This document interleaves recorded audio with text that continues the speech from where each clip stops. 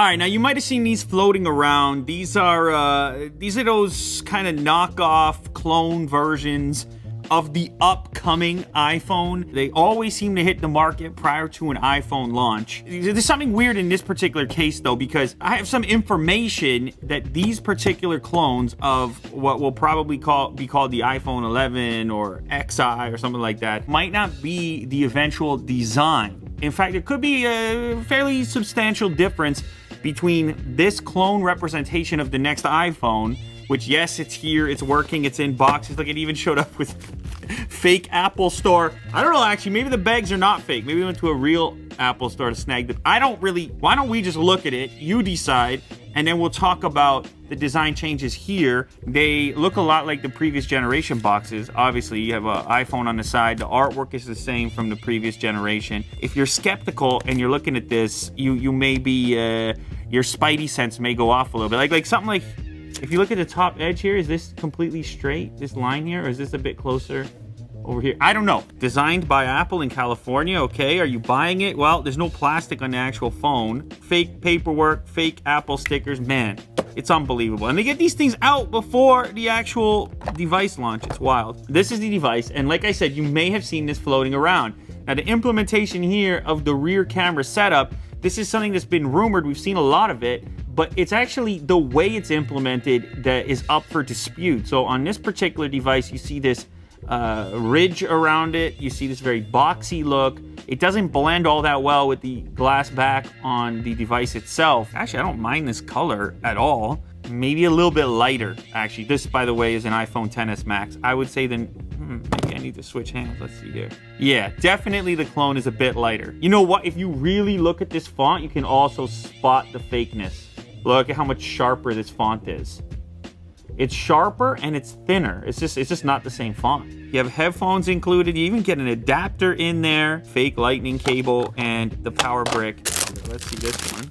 Oh, this is the white one. Okay, so this white one actually gives you a much better representation of the scale of this potential camera cutout. And then last up, we have gold color. Of course, OnePlus calling that almond. Now, I know that this particular design for a lot of people, it's going to be a polarizing type of thing because it is such a ubiquitous device and so many people have it. Once the thing releases and everybody sees whatever the new implementation happens to be, it's a very short path to that becoming familiar and therefore people becoming comfortable with it. I don't think it's going to end up looking quite like this. In fact, I think it's going to look substantially different. But anyhow, let's go ahead and boot this up and see how it operates. Now, the way these things are built is that they're basically running Android in many cases, or some version of it with then this like Apple-esque skin. You know, this chin is way too large on the clone model over here. Also, the display, much more dim, no OLED action by the looks of it. So this is what the chin is supposed to look like.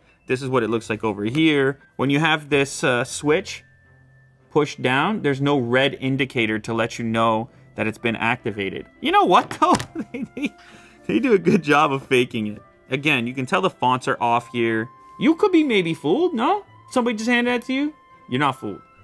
Someone has to go in there and really modify some version of Android, and that's not so easy to do. So there has to be some sort of a market for this. It must be a significant market because it wouldn't be worth the investment otherwise. Each one of these costs around $200, something in that territory. So I can tell you straight away, this is a low resolution display. I can see pixels from this range, which is very unusual. I mean, it's night and day as far as I'm concerned. Very soft looking image there at 1x. Let's snap that.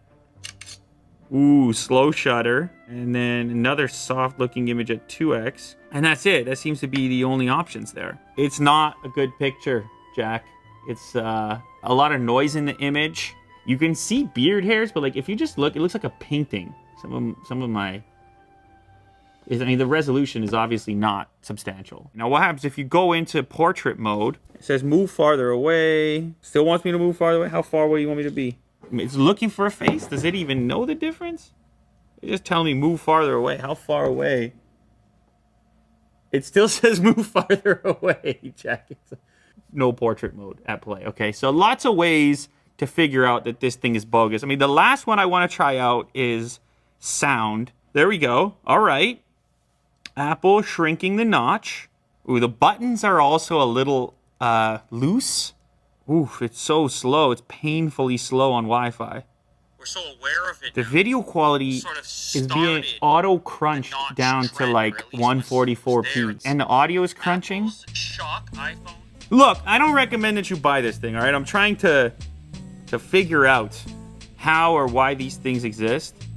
It's got to be a novelty factor for some. It definitely is for us, for me, and also for you watching this. It looks close to what you could imagine the next iPhone, the iPhone 11, looking like. You know, there are some other perspectives out there on what this might look like. And in fact, I have one of those other perspectives on the way in the form of a CNC model. So I'll showcase that, compare it to this in an upcoming video. I don't think that this is what the next iPhone is going to look like. It's sort of in the right territory, but I don't think it's going to be this ugly. Maybe that's it, Jack. Maybe you buy it. Maybe it has a limited lifespan. You buy it now to goof on your friends. You use this, you stick your SIM card in here, you use it for the next few months prior to the iPhone announcement, and you get tons of attention and people think you're cool because it's truly an iPhone, or at least it looks like an iPhone that nobody has.